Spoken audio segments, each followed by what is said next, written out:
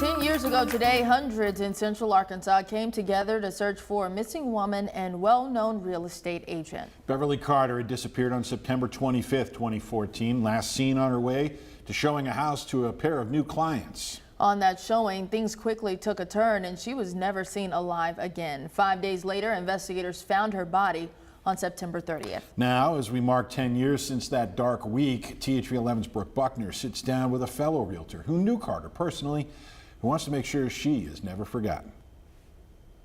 She was a powerhouse and she gave and gave. And even though she's gone, she's still giving. And I think that is beautiful. All with a smile that would light up the room. That's how realtor and broker Reggie Ott remembers Beverly. She cared deeply, and it didn't matter, if it was her child or a neighbor or someone she worked with or a client. She just cared hard and wanted people, to be happy and satisfied with, whatever they were doing in life. There's no doubt Beverly is missed. Some of those who worked with her honored her this week with a balloon release on the anniversary of her disappearance.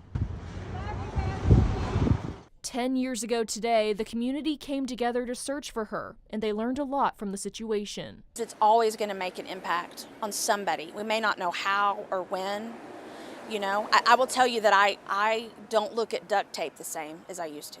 Now, a decade later, Ott says Beverly's death changed how realtors think about safety. It's now a part of our real estate contract and our listing agreement. We do have a safety paragraph that talks about that, and we always, in our continuing education, have, I think it's an hour that's dedicated to safety. That's also the mission of the Beverly Carter Foundation, a nonprofit she's been involved with. She suggests meeting with clients in a public place first and keeping up good communication with loved ones about where you're at. She even recommends tracking apps just for an added layer of security. The reality is a lot of risk comes with the job, but she says she never wants Beverly or her story to be forgotten. We don't know what realtor may have gone to do something instinctively and gone, wait a minute, and remember Beverly's story and went a different route and ended up saving their life or saving, another person's life. In Little Rock, Brooke Buckner, THV 11 News.